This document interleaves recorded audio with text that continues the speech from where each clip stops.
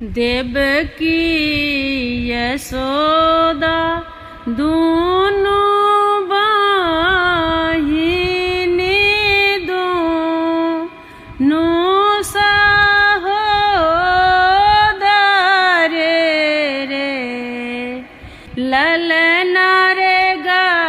खोला मथुरा दुई नागरा की ताही बीच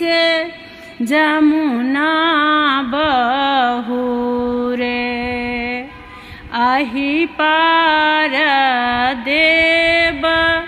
की नहाए की ओही पार यशोदा रे ललना रे दोनों के बाए गेल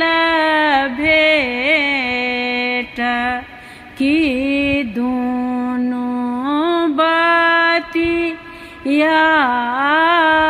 आएली रे कुशल पूछती ने बहिनी देव की कहून जसोदा कुशल कुशल पूछती ने बहिनी यशोदा कहून देव की कुशल किया तोहर देव की मोह मलिन भेल किया तोहर बदन उदास किया तोहर देव की मोह मलिन भेल किया तोहर बदन उदास सह सुनी देव की के नोर खसु बदन उदास भाई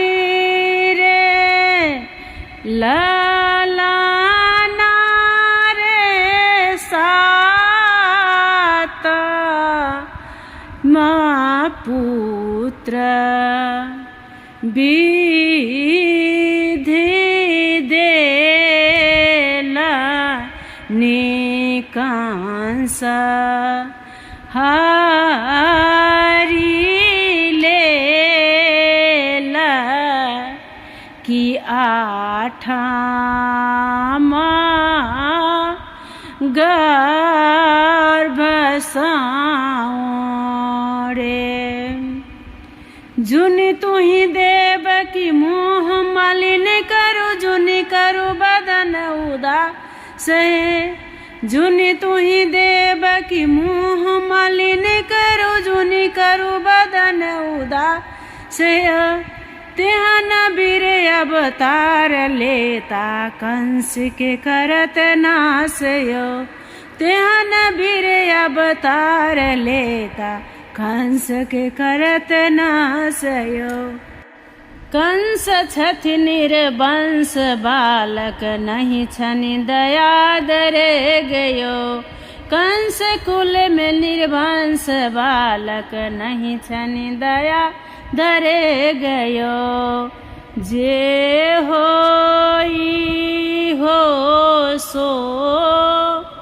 हरे गावती गाबी का सुनावती रे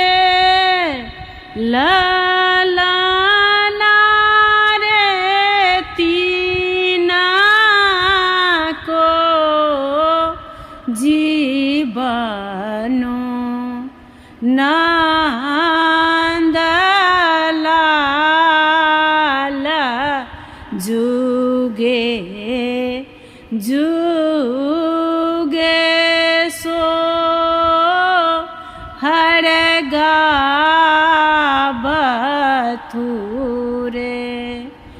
ललना रे जे हो ई हो सो हर गाबती गाबी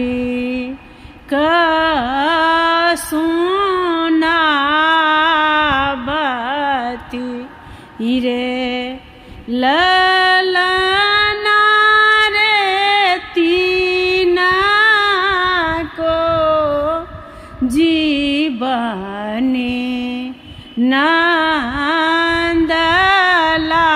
नंदलाल जुगे जुगे सोहर गाबतु